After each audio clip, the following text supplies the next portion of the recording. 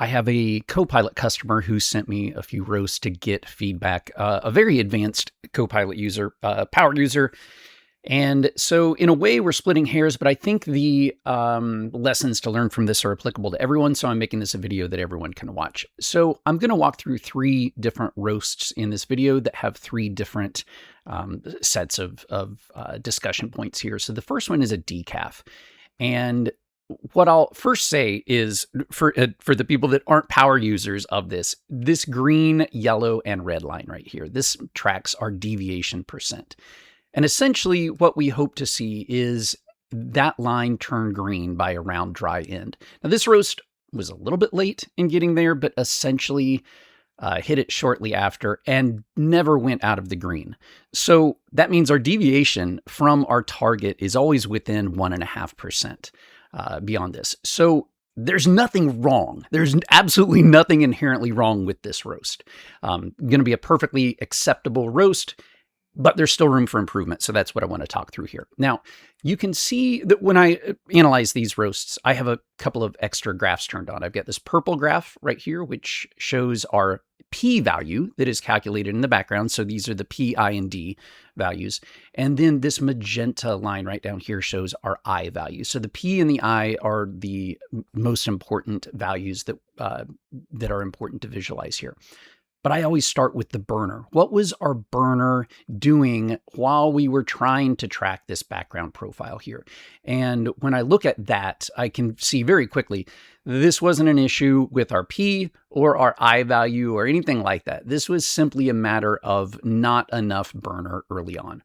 So anytime you see a burner that is flatlined here, it means that your roaster doesn't have enough power to get this dark blue bean temperature line to your background profile, which in this case is this thin black line here. And so as I hover over, I can see that this customer had the burner capped at 50%. Right here, you can see burner only goes 50%. So Artisan and Copilot are saying, give me everything you've got. And then we're responding with, well, I'm limited to 50%. And then right here, I can see that it bumps up to 60%. Now, this stepped approach, it's actually a great thing. And the way you control that is by clicking Control and changing this maximum value right here. So you can change that to 50, 60, whatever you want. So we've got 60% power all the way through here. For the first 3 minutes of the roast, we're capped at 60% power. And for the first couple of minutes, that looked like it might be just the right amount because we are slowly gaining on this background curve. We don't want to get there too quickly. I'll talk more about that in a bit on why. But then right around here, you can see that we just start paralleling that line.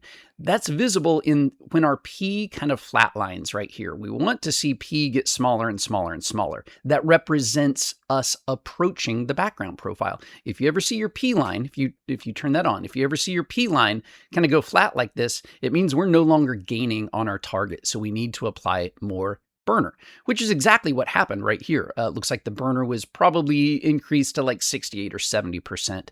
And then further down here, the burner was increased to 78 or 80%, which is essentially maximum heat. So in this case, we eventually got on the target. It just happened too late. So if I were in control of this roast, my suggestion would probably be somewhere around this 2-minute mark. I would have made a burner change.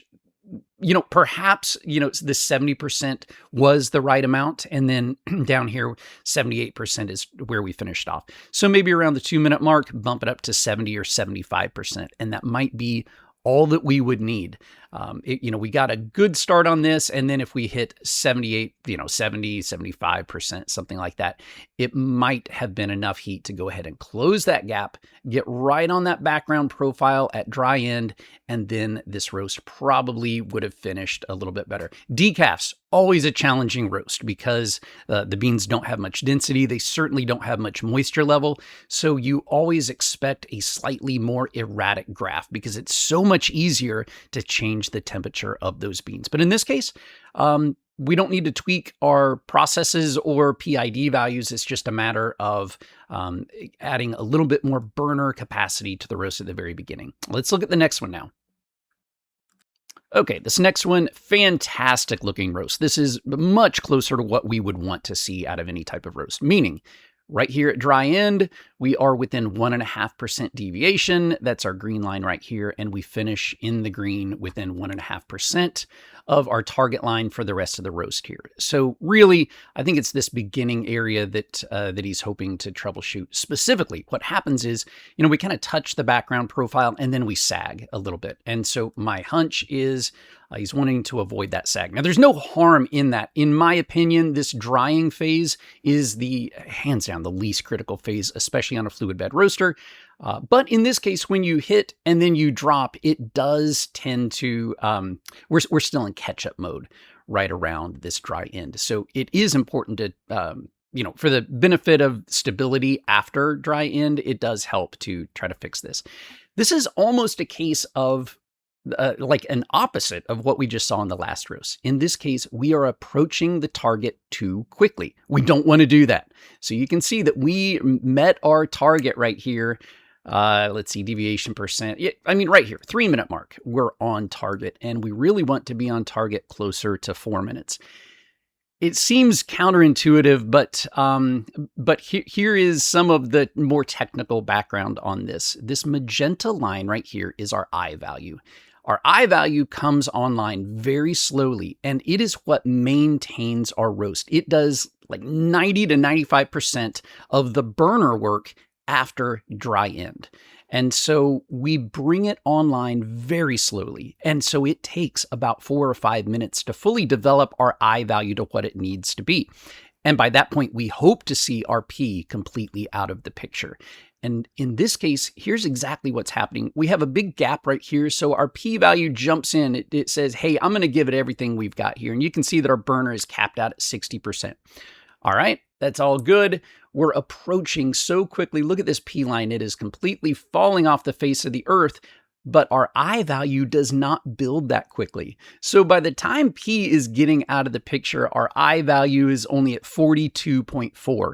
That literally equates to like 40% of the available burner. And in this case, that's not enough. If I look at what I value wants to be for most of the roast, it's really around like 70 to 80%. So our I value is really only applying about half of the heat that we're ultimately going to need on this. And so I will show some alternatives to this, but my approach is to just slow things down. So cap this burner level instead of 60%, maybe keep that cap right around 50%. Looks like we had a 50% cap here and then that got bumped up. I might leave that at 50% and then try to delay the approach to get to dry end. And then by that point, our I value would be fully built up and ready to support the rest of this roast without, P having to come in. Now, there are alternatives. If for whatever reason you wanted to build your I value faster, we can do that. Just come into control here and you can modify these I values. So the reason that I build so slow is because we add 25 thousandths of an increment every second of the roast. The I value is cumulative. It builds. It looks at the gap between where we are versus where we need to be. It takes essentially 25 thousandths of that difference and it adds it to this running total. And so I value, if you're under the curve, it's always building. So we always want these incredibly tiny values. So at 75 degrees Fahrenheit, we begin with 25 thousandths. And then by, in this case, 350 degrees Fahrenheit, we build that up to 500ths. So we double our I value between 75 and 350, which is right around dry end. So if you want a more rapid building of the I value, just bump this value up. I mean, take that to 40 thousandths or even 50 thousandths if you want. It'll make your I value grow faster. Now, the downside of doing that, it turns I a bit more erratic. And so sometimes it makes it too responsive, where you get overshoots and undershoots that you don't want. If you look, this is kind of a properly behaving I value, and you see that it doesn't change much. We can see our P value like coming way online, like really hard, and that's its job. It responds to dips and peaks in, our deviations. That's what P value is meant to respond to. But we want I value to kind of be this baseline heat that really doesn't change much. And so the risk of bumping these I values up to something higher is that we turn it into a quasi P. It makes it a little bit too erratic, and we get the opposite of what we might like. So, I mean, that is certainly a tool that you can use. If you want to bring your eye online a little bit faster, you can do that. And then when you actually touch this curve here, your eye value would be a little bit higher, and it's able to support that roast and prevent that little drop right here.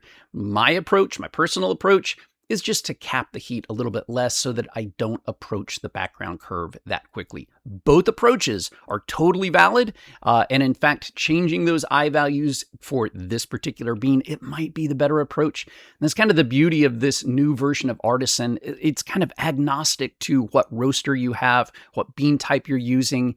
It just kind of gives you a lot of different ways to manage how we build and maintain heat throughout the roast. Now let's look at the final roast. Okay, so this is our final roast, and what I'll first say is, this is textbook. Like, if I could get my roast to look this good, I would be a happy man. I would take this 7 days a week, 14 times on Sunday, and be super happy with this. What we have is, we're within 1.5% deviation. We are largely within like 0.3% of deviation throughout this roast. At our worst, we dip to a negative 0.3 deviation at, in kind of the peak of our first crack exothermic reaction.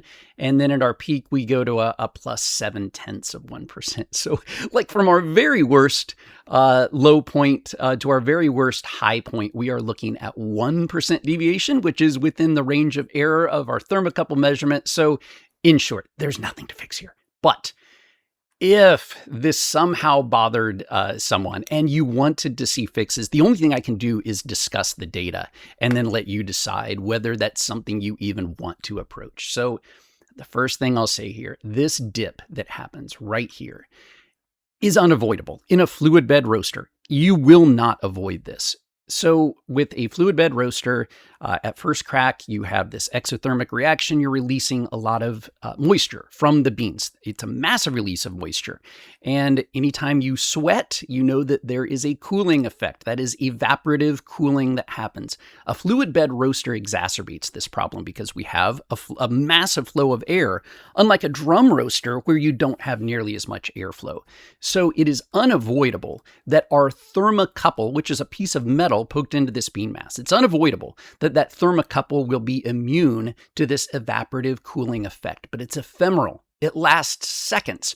And there are two schools of thoughts here. One school of thought says, let's throw a ton of burner at this and try to avoid that dip. That is one approach to this. The other school of thought says, it's ephemeral. It's going to pass in 90 seconds. And it does. It absolutely passes in 90 seconds. So the other school of thought says, let's not make change to our burner. Let's accept that dip, and it's going to return to normal by the end of my roast. Both approaches are totally valid. It's just two different camps on how to approach that problem. The best analogy that I can use during this phase is if you had a front door of your house, a normal size house, and it's wintertime, so it's cold outside.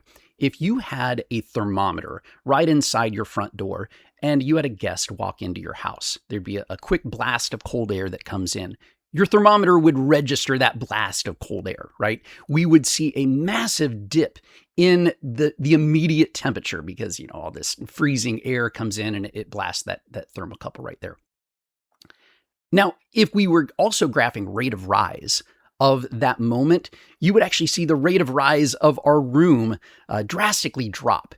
But what would happen? It would very quickly come back to normal. So that quick opening and closing of your front door, yeah, you feel that cold breeze for a couple of seconds, but we have not meaningfully changed the temperature of our house. It will very quickly come back to the baseline norm that it was at. And so if we were looking at the rate of rise, we would see a dip in the rate of rise, and then we'd see this spike in rate of rise as the thermocouple returned to our normal room temperature.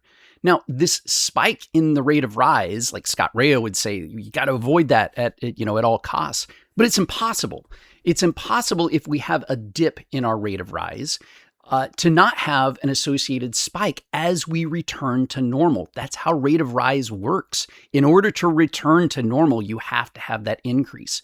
So with the room thermocouple analogy, are we getting this sudden blast of heat as we return to normal? No, it's just this ephemeral moment of cold blast of air that has now passed. It is our thermocouple returning to normal. And so that's why I don't think it's great to fight against this incredibly hard, because when you throw all this heat at it, you do tend to get a runaway. But in this case, let's just take a look at our burner graph right here. So you can see that as this little dip starts to happen, the burner is throwing a lot of energy at this, and then it does exactly what it's supposed to do, and it's really falling off a cliff here.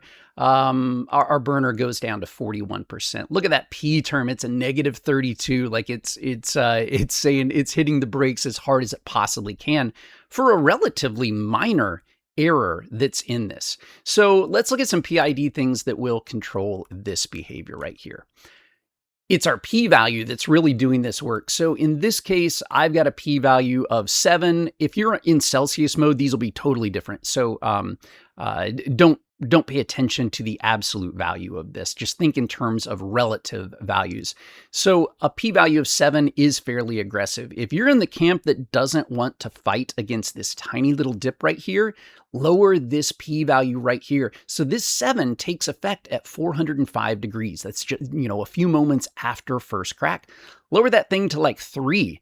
And it's not going to give such a huge reaction there. And then there's not going to be as much overshoot to fight against. But here's the double-edged sword of doing that. If it starts to rise out of control, this lowered p-value will also reduce the ability to turn that burner down. So I've played with all kinds of p-values. Like I've gone as high as like 12, I think, to where it can, it'll totally spike to 100% heat right here, and then it'll go down to like 0% burner at the end. 7 is kind of where I've landed. It's that happy medium. It gives me everything I want. But that's what this is the tool to adjust if you're not happy with the burner reaction right here. An alternative here, if you said the middle of my roast is just fine, it's actually between first crack and drop that I am most concerned with, then here's what I might do. I might change this breakpoint to 410 degrees. And that means just after first crack, let's just say a really low p-value, like 3, a p-value of 3. So that means that right here, as our bean temperature is right around 400 and 410, we're only at 3 degrees. I might even say like 415. And then let's change this one up to whatever your max is. Like 445 is about as dark as I'll go. So I'm going to change this third breakpoint to 445 degrees. And then I might give it a really aggressive p-value of 9. So now what happens is we have a really mild p-value right up until 415 degrees. And then a really interesting thing happens. Between 415 and 445, our p-value is going to absolutely come to life. It will turn down this heat very, very aggressively once we hit this breakpoint. So right here, you can see that my bean temperature is 415 degrees. At this moment, our p-value, our super aggressive p-value, will now hit those brakes even more aggressively. And what you would see is this burner value dropping off even faster here to avoid that tiny little overshoot at the end. Again, 0.7%, but that is one approach you could use. That's kind of it. Those are the tools that can help you adjust these things. Hope it helps.